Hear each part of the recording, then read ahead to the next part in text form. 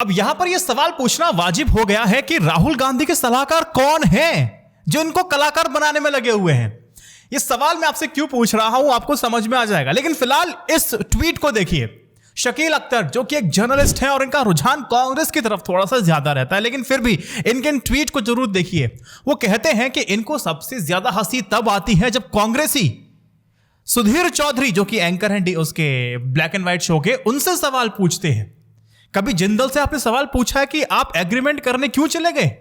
और यही कांग्रेसी जाते हैं और अब एक टेबल अच्छा खासा बुक कराते हैं और सेल्फी लेकर के आ जाते हैं सुधीर चौधरी जी के साथ। और जब इनसे हम ये कहें कि सुधीर चौधरी जी से कह दो कि हमारे राहुल गांधी नेता का इंटरव्यू ले लो, तभी लोग मना करने लगते हैं कि नहीं नहीं नहीं नहीं ऐसा नहीं हो सकता, वो ऐसा है कि वो ऐसा है। फोटो तो खिंचा सकते हो लेकिन सुधीर चौधरी के साथ आप इंटरव्यू नहीं करा सकते हो। अरे अर्नब के साथ भी तो हुआ था ना, तो सुधीर चौधरी के साथ करा दो, क्या दिक्कत है इसमें?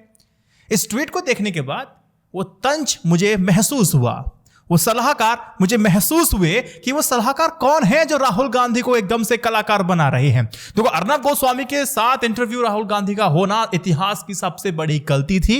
राहुल गांधी के गुडविल पर डेंट पड़ा था, ये बात बिल्कुल समझ में आ गई थी। फिर सवाल उठाए गए थे कि कौन ऐसा सलाहकार था जिसने स्केड्यूल किया अर्नब गोस्वामी के साथ राहुल गांधी का वो इंटरव्यू। ये सब बात चलती रहती है और आज फिर से इस बात को लेकर के मैं आपके सामने आया हूं कि राहुल गांधी को सही सलाह देने वाला क्या कांग्रेस खेमे के अंदर नहीं है?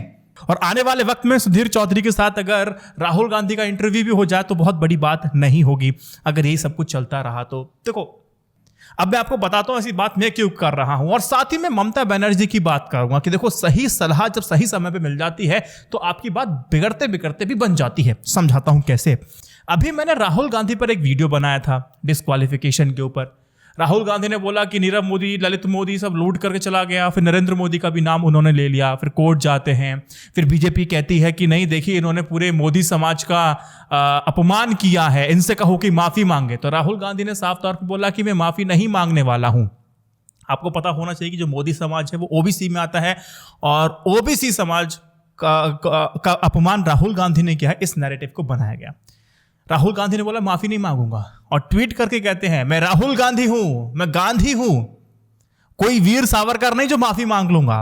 ट्वीट जाके लगातार करते रहे, कोई बात नहीं, हल्ला गुल्ला मचा। अब फिर महाराष्ट्र में शिवसेना की तरफ से, शरद पवार की तरफ से आ गया कि राहुल गांधी को वीर सावरकर के खिलाफ नहीं बोलना चाहिए, बहुत ही आदरणीय व्यक्ति हैं। और इंदिरा गांधी ने भी उनको सम्मान दिया था, इस बात को आपको पता होना चाहिए। और वहां लोगों की जो भावनाएं हैं वीर सावरकर के साथ जुड़ी हुई हैं, तो इतना बड़ा वो रिस्क नहीं ले सकते हैं कि राहुल गांधी बोले वीर सावरकर को लेकर के कि हम माफी मांगने वालों में से नहीं हैं और वो चुप रहें। अगर वो चुप रहेंगे तो महाराष्ट्र के जो इमोशंस हैं, वहाँ की जनता के जो इमोशंस हैं वो थोड़ा सा हर्ट होंगे और इनको सत्ता से बाहर कर देंगे। शरद पवार, शिवसेना ने बोला कि आपको राहुल गांधी, आपको नाम वीर सावरकर के बारे में गलत नहीं बोलना है। तो राहुल गांधी ने नहीं बोलना, आपको माफी वीर नहीं बोलना, उनको बाबा टारगेट नहीं करना है। लेकिन फिर भी हासिल कुछ हुआ कि नहीं हुआ पता नहीं मुझे, लेकिन फिर भी वो लगातार वो टारगेट करते रहते हैं। लेकिन मैं बैठे बैठे बात को सोच रहा था कि चलो ठीक है, अगर आप वीर सावरकर नहीं हैं, आप सिर्फ गांधी हैं, अगर आपकी जगह आज गांधी जी होते तो क्या करते? ये सवाल मेरे मन में स्वाभाविक तौर पर आ गया। फिर बैठ के मैं सोचने लगा। फिर मुझे याद आया कि महात्मा गांधी जब 1905 की वो कथा याद आ गई मुझे, जोहान्सबर्ग में जब उन्होंने व्याख्या दी थी हिंदुइज्म के ऊपर, जब चर्चाएं चल रही थी, 2 भागों में बात जब कर रहे थे, तो वहां पर उनका बताने का तरीका कुछ ऐसा था कि सामने वाले मुस्लिम समुदाय को लगा कि इन्होंने हमें टारगेट करके कहा है। तो महात्मा गांधी को बाकायदा आकर के ना माफी मांगनी पड़ी थी। तो माफी मांगना ऐसा नहीं कि आपको छोटा दिखाता है, बल्कि आप एक वीर हैं, वो दर्शाता है, आपका बड़ा दिल दिखाता है। लेकिन फिर भी पता नहीं क्यों, लेकिन मैं आपको वो किस्सा मैं महात्मा गांधी का जरूर बताना चाहता हूं कि जोहान्सबर्ग में उन्होंने क्या कहा था और महात्मा गांधी ने माफी मांगी थी। मैं ये नहीं कह रहा कि राहुल गांधी को माफी मांगनी चाहिए।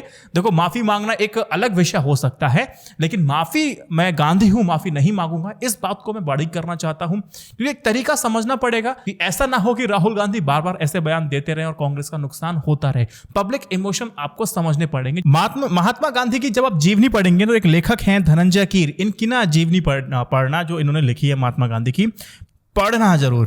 पेज नंबर 87 पढ़िएगा। तो घटना यह है, मैं सशब्द आपको बता देता हूं कि मार्च 1905 में जोहान्सबर्ग में गांधी जी ने थियोसॉफिकल सोसाइटी के तत्वाधान में 4 भाषण दिए थे। हिंदू धर्म को लेकर के, हिंदुइज्म भी दिए थे। इनमें से एक भाषण में उन्होंने कहा था कि इस्लाम का जोश या जुनून एक प्रबल शक्ति थी, इसे कई अच्छे कार्यों का श्रेय दिया जाता है। भारत में हिंदुओं से धर्मांतरित मुसलमान ज्यादा निचले वर्गों से आते हैं। इन्हीं भाषणों के दूसरे भाषण में उन्होंने कहा था कि यह हिंदू धर्म था जिसने मुस्लिम धर्म को अकबर दिया और सिख धर्म इस्लाम का सीधा परिणाम यानी कि प्रतिक्रियात्मक था। हालांकि उन्होंने यह भी कहा कि सभी धर्म हमें आपसी सद्भाव, आपसी उदारता के साथ शिक्षा देते हैं, किंतु इस बात के बावजूद उन्हें जल्द ही पता चला कि इस्लाम पर उनके विचार को स्थानीय मुसलमान समुदाय ने आपत्तिजनक माना है और इससे काफी ज्यादा रुष्ट हैं। गांधी जी को कई पत्र लिखे गए। तब बचाव में गांधी जी ने अपने बयानों की सत्यता को साबित करने के लिए एनसाइक्लोपीडिया ब्रिटानिका तथा सर विलियम हंटर की पुस्तक हिस्ट्री ऑफ इंडिया आदि का उल्लेख किया। उन्होंने कहा कि यह ऐतिहासिक तथ्य है कि इस्लाम का प्रसार बलपूर्वक किया गया है। गांधी बार बार कहते रहे, उन्होंने अच्छी नीयत और एक दूसरे को समझने की सोच के साथ अपना भाषण दिया था। मुसलमानों को अपमानित करने का उनका कोई इरादा नहीं था, उनकी कोई मंशा नहीं थी। किंतु गांधी जी द्वारा तमाम दलीलें सफाई देने के बाद भी मुस्लिम समाज महात्मा गांधी से खुश नहीं हुआ, संतुष्ट नहीं हुआ। वह विरोध इतना ज्यादा मजबूत था कि अंततः गांधी जी को मुस्लिम से माफी मांगनी पड़ी। इसके बावजूद युवा मुसलमानों का एक वर्ग राजी नहीं हुआ और उसने गांधी के खिलाफ अभियान को जारी रखा। अंततः अप्रैल 1906 में राहुल गांधी महात्मा गांधी ने काफी दुख के साथ पूरे मुस्लिम समुदाय से ये कहते हुए एक बार फिर से माफी मांगी कि उन्होंने जो कुछ कहा था उसमें अगर उनसे कोई गलती हुई है तो मुसलमान उनको माफ कर दें। तो महात्मा गांधी जी ने पब्लिक के इमोशंस को समझा, फिर बोला कि इमोशंस उनके खिलाफ जा रहे हैं, उस समाज में सौहार्द बना रहे। इसके लिए महात्मा गांधी आगे आते हैं, बोलते हैं कि मैं माफी मांगता हूं अगर आपको मेरी बात का बुरा लगा हो तो। इमोशन को समझा, तब उन्होंने माफी मांगी। और जो शुभ चिंतक हैं कांग्रेस के, उन्होंने यही तो बोला कि जब आपने पूरे मोदी समाज को अपने कटघरे में खड़ा कर दिया है और जब इन्होंने एक माहौल बना दिया है कि भैया ये तो मोदी समाज का, ओबीसी समाज का इन्होंने अपमान किया है, तो राहुल गांधी को भी महात्मा गांधी जी की तरह सोचना चाहिए। ऐसा पब्लिक कह रही है, ऐसा उनके चिंतक कह रहे हैं। तो अब आपसे मैं पूछना चाहता हूं कि क्या राहुल गांधी को भी माफी मांग लेनी चाहिए या नहीं मांगनी चाहिए, ये आप मुझे कमेंट सेक्शन में बताइएगा। लेकिन मैंने आपको बता दिया कि अगर वो कहते हैं कि मैं गांधी हूं, तो गांधी जी सामने जब ऐसी सिचुएशन आई थी तो उन्होंने क्या किया था, समाज का इमोशन को समझा था, सौहार्द बना रहे, तो उन्होंने माफी मांग ली थी। राहुल गांधी क्या करते हैं क्या नहीं करते हैं, ये उनके विवेक के ऊपर, उनकी टीम के ऊपर है। अब पता नहीं सलाहकार उनको क्या सलाह देंगे। तो और आने वाले वक्त में सुधीर चौधरी के साथ अगर राहुल गांधी का इंटरव्यू भी हो जाए तो बहुत बड़ी बात नहीं होगी। अगर यही सब कुछ चलता रहा तो देखो अंदर क्या चल रहा है, कैसे चल रहा है मुझे नहीं पता, लेकिन फिर भी मैं एक तथ्य को आपके सामने रखा। दूसरी बात, मैंने ममता बनर्जी का नाम लिया था। देखो ममता बनर्जी क्या कर रही थी। ममता बनर्जी ने साफ तौर पे पहले बोला था कि देखो हमें ना कांग्रेस से मतलब है ना मुझे बीजेपी से मतलब है, हम इन दोनों को हटा करके सारी पार्टियों को एकजुट करके हम बीजेपी के खिलाफ खड़े होंगे, सरकार के खिलाफ होंगे, खड़े होने वाले हैं। तो एक अलायंस बनाने की बात चल रही थी।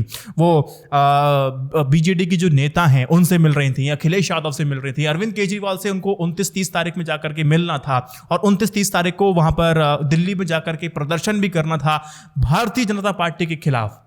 लेकिन वो नहीं गए क्योंकि 23 तारीख को जब पता चला कि राहुल गांधी उनकी मेंबरशिप को छीन लिया गया है, वो डिस्क्वालीफाइड हो चुके हैं, तो ममता बनर्जी ने बोला कि अगर मैं 29-30 को अगर गई और इस समय मैंने बोला कि गैर बीजेपी और गैर कांग्रेसी मुझे अलायंस बनाना है, तो बात उतनी प्रबल तरीके से पब्लिक में मैसेज नहीं जाएगा और बात मेरी बनेगी भी नहीं। इस बात को ममता बनर्जी समझ लिया। अगर वो हट पे रहती तो शायद इतना इफेक्टिव मैसेज वो नहीं दे पाती। दूसरी बात, उन्होंने कार्यक्रम तो किया। ममता बनर्जी ने पश्चिम बंगाल में वॉशिंग मशीन रखी, काला कपड़ा डाला और सफेद कपड़े को निकाल दिया, तो वो सब नाटक तो हुआ, लेकिन वो दिल्ली में होना था, वो दिल्ली में ना होकर के पश्चिम बंगाल में करा लिया गया। यह है सही सलाह, सही टाइम पर दे दी गई और इफेक्टिव मैसेज आगे जब बनाना होगा वो बना सकते हैं। ब्रह्मास्त्र बार बार नहीं चलाया जाता, सिर्फ एक बार चलाया जाता है। मैं ऐसा क्यों कह रहा हूं कि ममता बनर्जी अब दिल्ली की तरफ देख रही है? बहुत सिंपल सी बात है दोस्त। अब उनकी प्रवक्ताओं की लिस्ट निकली है, 20-25 प्रवक्ताओं की लिस्ट लिखी, सबसे ज्यादा उत्तर प्रदेश और बिहार के प्रवक्ताओं को डाला गया है। एक मैसेज बनाने के लिए उन्हें दिल्ली जाना है, पब्लिक को समझाएंगे, टीएमसी के विचारधारा पब्लिक तक पहुंचाएंगे। अब वो हिंदी समझेंगे, समझाएंगे, एक मैसेज बनेगा, माहौल बनेगा और दिल्ली वहां से दूर भी नहीं है। और दिल्ली का रास्ता बिहार और उत्तर प्रदेश होकर तो जाता ही जाता है, बात तो आपको पता ही है, कहावत बड़ी पुरानी है कि दिल्ली का रास्ता भी लखनऊ से होकर ही जाता है। तो ममता बनर्जी इस पे लगी हुई हैं। अभिषेक बनर्जी ने साफ तौर पे बोल दिया है कि देखो जितना विपक्ष है, कांग्रेस का भी नाम उन्होंने बकायदा लिया कि आप सबको एक साथ आना चाहिए और इनकी तानाशाही के खिलाफ खड़े होकर के लड़ना चाहिए। ये सही समय पर सही सलाह दी। तो मैं ये कह सकता हूं कि सही समय पर ममता बनर्जी ने बिल्कुल सही सलाह मानी और सही तरीके से इसको आगे बढ़ाया। बात इफेक्टिव, आपके बात कह देने से बात खत्म नहीं हो जाती, उसका मैसेज दूर तक जाना चाहिए और उसका कन्वर्जन भी होना चाहिए। अब आपको क्या लगता है मुझे कमेंट सेक्शन में जरूर बताइएगा।